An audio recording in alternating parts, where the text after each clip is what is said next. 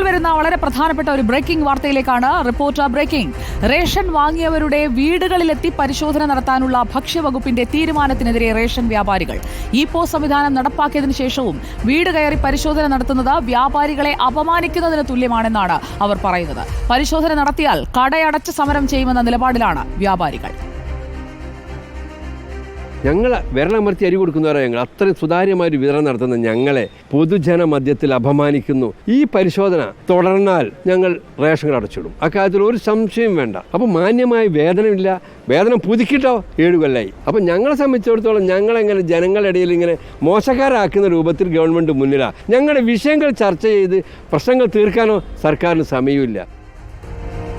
Rationing ഇൻസ്പെക്ടർമാർ എല്ലാ മാസവും 5 വീടുകളിൽ പരിശോധന നടത്തണമെന്നാണ് ഭക്ഷ്യവകുപ്പിന്റെ നിർദ്ദേശം. റേഷൻ വിതരണത്തിൽ സുതാര്യത ഉറപ്പുവരുത്താൻ വിജിലൻസ് ഡയറക്ടർ 1.5 വർഷം മുൻപ് നൽകിയ നിർദ്ദേശമനുസരിച്ചാണ് നടപടി.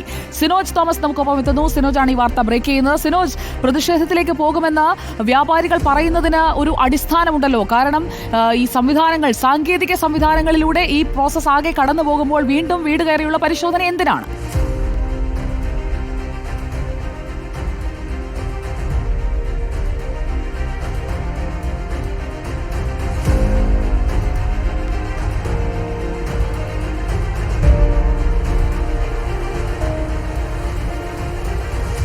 റേഷൻ വാങ്ങിയവരുടെ വീടുകളിലെത്തി പരിശോധന നടത്താനാണ് ഭക്ഷ്യവകുപ്പിന്റെ തീരുമാനം. അതിനെതിരെയാണ് ഇപ്പോൾ റേഷൻ വ്യാപാരികൾ രംഗത്ത് വന്നിരിക്കുന്നത്. ഇ-പോസ് സംവിധാനം നടപ്പാക്കിയതിനു ശേഷം വീടുകളിലെത്തിയുള്ള പരിശോധന അത് ഞങ്ങൾ അനുവദിക്കില്ല എന്നാണ് വ്യാപാരികൾ പറയുന്നത്. അത് വ്യാപാരികളെ അപമാനിക്കുന്നതിന് തുല്യമാണ് എന്നതാണ് ഭക്ഷ്യവകുപ്പ് തീരുമാനത്തിനെതിരെ അവരിപ്പോൾ വ്യക്തമാക്കുന്നത്. പരിശോധനയിലേക്ക് പോവുകയാണെങ്കിൽ ഭക്ഷ്യവകുപ്പ് ഇപ്പോൾ ആ പരിശോധന നടത്താൻ തീരുമാനിച്ചിട്ടുണ്ട്.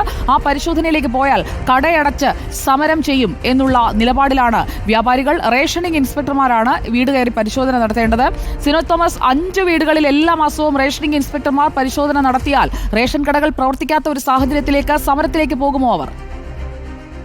സുജയപർവതി, അങ്ങനെയാണ് റേഷൻ വ്യാപാരികൾ തീരുമാനമെടുത്തിരിക്കുന്നത്. കാരണം റേഷൻ കടയിൽ നിന്ന് റേഷൻ ഈ വിഹിതം നൽകുന്ന സമയത്ത് തന്നെ തൂക്കിയാണ്, ഡിജിറ്റൽ ത്രാസ് വെച്ച് തൂക്കിയാണ് കൊടുത്തയക്കുന്നത്. അത് റേഷൻ വാങ്ങാനെത്തുന്നവർക്ക് നേരിട്ട് കണ്ട് ബോധ്യപ്പെടുത്തുന്ന കാര്യമാണ്.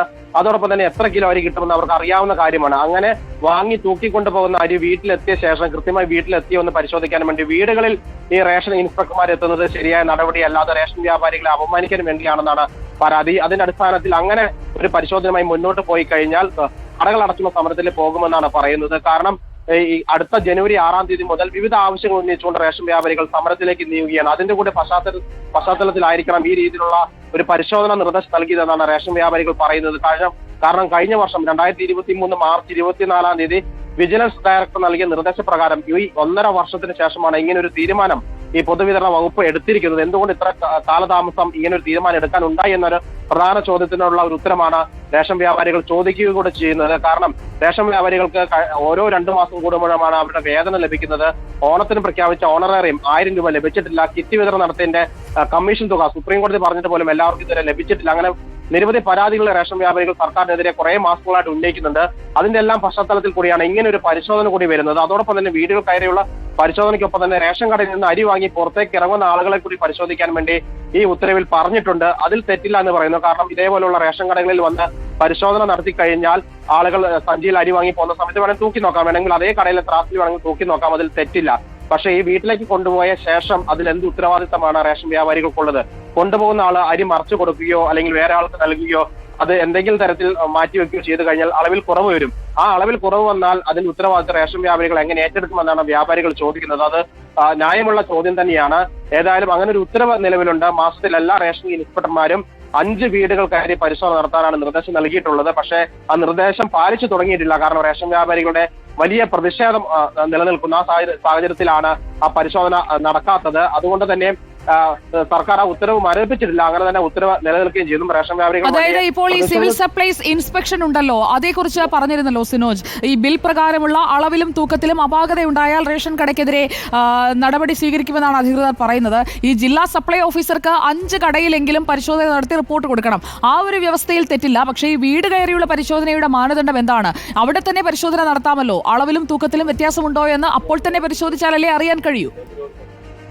സുജയ പാർവതി, അതായത് വിജിലൻസ് ഡയറക്ടർ പറഞ്ഞത് അളവിലും തൂക്കത്തിലും കൃത്യത വരുത്താൻ വേണ്ടി പരിശോധന നടത്താനുള്ള നിർദ്ദേശമാണ് അന്ന് 2023 മാർച്ച് 24 നൽകിയത്. അതിന്റെ അടിസ്ഥാനത്തിലാണ് ഇങ്ങനെ ഒരു വിചിത്രമായ ഉത്തരവ് പുറത്തിറക്കുകയും ചെയ്തത്. എന്താണ് ന്യായീകരണത്തിന് ഒരു വ്യക്തതയുമില്ല. റേഷൻ വ്യാപാരികൾ മന്ത്രിക്കുൾപ്പെടെ പരാതി പറഞ്ഞതാണ്, പക്ഷെ ഒരു വിശദീകരണം ഔദ്യോഗികമായി വന്നിട്ടില്ല. എന്തിന് റേഷൻ വാങ്ങിപ്പോകുന്ന ആളുകളുടെ വീട്ടിൽ പോയി പരിശോധന നടത്തണം? ആ റേഷൻ കൃത്യമായി വീട്ടിലെത്തി? തീർച്ചയായും ഇത് എന്തായാലും വിചിത്രമായ ന്യായമാണ് സിനോജ്. റേഷൻ കടയിലെ സ്റ്റോക്ക് പരിശോധിക്കുന്നതിന് പുറമെ കാർഡ് ഉടമകൾക്ക് കൃത്യമായ അളവിലാണോ സാധനം കിട്ടുന്നത് എന്നതും ഉറപ്പാക്കണം. അതുവരെ വളരെ ശരിയാണ്. സാധനങ്ങൾ വാങ്ങി പുറത്തിറങ്ങുമ്പോൾ ആ കടയുടെ മുന്നിൽ വെച്ച് തന്നെ സഞ്ചിയിലെ സാധനങ്ങളുടെ തൂക്കം പരിശോധിക്കുകയാണെങ്കിൽ ഓക്കെ. പക്ഷേ അത് കഴിഞ്ഞുള്ള നിർദ്ദേശമാണ് ഇപ്പോൾ പ്രതിഷേധത്തിന് വകവെക്കുന്നത്. ഭവന സന്ദർശനം നടത്തി റേഷൻ സാധനങ്ങൾ കിട്ടുന്നുണ്ടോ എന്ന് ഉറപ്പാക്കാൻ ബിൽ പ്രകാരമുള്ള അളവിലും തൂക്കത്തിലുമുള്ള പരിശോധന അത് കൃത്യമായി താലൂക്ക് സപ്ലൈ ഓഫീസറും റേഷനിംഗ് ഓഫീസറും റേഷനിംഗ് ഇൻസ്പെക്ടറും നടത്തേണ്ട പരിശോധനകൾ അതൊക്കെ സമയബന്ധിതമായി നടക്കുന്നുണ്ടോ എന്നതാണ് ആദ്യം ഉറപ്പാക്കേണ്ടത്. അക്കാര്യത്തിലാണ് ഇവിടെ ഇപ്പോൾ പ്രത്യേക പരിശോധനകൾ നടത്തേണ്ടത്. 5 റേഷൻ കാർഡ് ഉടമകളുടെ വീട്ടിലെത്തി കൃത്യമായ അളവിലും തൂക്കത്തിലും ഭക്ഷ്യസാധനങ്ങൾ ലഭിക്കുന്നുണ്ടോ എന്ന് ഉറപ്പാക്കി മൊഴി രേഖപ്പെടുത്തണം എന്നതാണ് പറയുന്നത്. കാർഡ് ഉടമകൾ പരസ്പരം ഭക്ഷ്യധാന്യം കൈമാറിയാൽ സിനോജ് അതൊരു പ്രധാനപ്പെട്ട കാര്യമാണ്. തെരുവിൽ അല്ലെങ്കിൽ ഈ കടയുടെ മുന്നിൽ വെച്ച് പരിശോധിക്കുകയാണെങ്കിൽ കടയുടമയ്ക്കും കാണാം ഈ പരിശോധന. പക്ഷേ വീട്ടിൽ പോയി പരിശോധന നടത്തുമ്പോൾ ഈ സാധനം വാങ്ങി മറ്റൊരാൾക്ക് കൊടുത്തിട്ടുണ്ടെങ്കിൽ അത് എങ്ങനെയാണ് കണ്ടെത്താൻ കഴിയുക? വീട്ടിലെത്തുമ്പോൾ സാധനമില്ലെങ്കിൽ അത് കിട്ടിയില്ല എന്നാണോ അതിന്റെ അർത്ഥം? വേണമെങ്കിൽ ഒരു റേഷൻ കടയുടമയെ പഴിചാരാനായി ആ സാധനം വാങ്ങുന്നയാൾക്ക് എളുപ്പത്തിൽ കഴിയുന്ന ഒരു സാഹചര്യം വരെ ഇത് സൃഷ്ടിക്കില്ലേ? ഇതൊരു കൃത്യമായ തീരുമാനമാണോ നമ്മളിപ്പോൾ ബ്രേക്ക് ചെയ്യുന്ന ഈ വാർത്ത? സുജയ പാർവതി, അത് തന്നെയാണ് റേഷൻ വ്യാപാരികളും ചോദിക്കുന്നത്. എന്തിന്റെ അടിസ്ഥാനത്തിലാണ് വീട്ടിൽ പോയി പരിശോധന നടത്തുന്നത്? ഈ മഞ്ഞക്കാടിനൊക്കെയാണ് 35 കിലോ അരിയാണ് ഒരു കാർഡിന് നൽകുന്നത്. ആ 35 കിലോ അരി ഒരു മാസം ഉപയോഗിക്കാത്ത കുടുംബാംഗങ്ങളുണ്ടാവും. ഒരു പക്ഷെ അവർ അയൽവക്കത്തോ അല്ലെങ്കിൽ മറ്റാർക്കോ മറച്ചു കൊടുക്കുകയോ അല്ലെങ്കിൽ വെറുതെ കൊടുക്കുകയൊക്കെ തന്നെ ചെയ്യും. ചിലപ്പോൾ ഒരു കാർഡിൽ തന്നെയുള്ള ആളുകൾ 1-2 വീട്ടിൽ കുടുംബാംഗങ്ങൾ കൂടുതലുണ്ടെങ്കിൽ 2 വീടുകളിലൊക്കെ ആയിരിക്കും താമസിക്കുന്നത്. അങ്ങനെ അരി വീതം വെച്ച് പോയിട്ടുണ്ടെങ്കിൽ ഈ പരിശോധനയ്ക്ക് എത്തുന്ന ഉദ്യോഗസ്ഥൻ ഒരു വീട്ടിൽ ചിലപ്പോൾ 15 കിലോ 20 കിലോ അരിയെ കാണുകയുള്ളൂ. അങ്ങനെ വന്നു കഴിഞ്ഞാൽ അതിന് ഉത്തരവാദിത്വം റേഷൻ വ്യാപാരിക്കാണോ എന്നൊരു ചോദ്യമാണ് വ്യാപാരികൾ ചോദിക്കുന്നത്. ന്യായമായ ചോദ്യം തന്നെയാണ്. അതിന് ഉത്തരം പറയേണ്ടത് പൊതുവിതരണ വകുപ്പ് തന്നെയാണ്. കാരണം അങ്ങനെ എന്തുകൊണ്ട് വീടുകളെത്തി ഈ പരിശോധന നടത്തുന്നുണ്ടെന്ന ചോദ്യത്തിന് ഉത്തരം ലഭിക്കേണ്ടതുണ്ട്. ഇനി ആളുകൾ റേഷൻ കൃത്യമായിട്ട് വാങ്ങുന്നുണ്ടോ എന്നറിയാൻ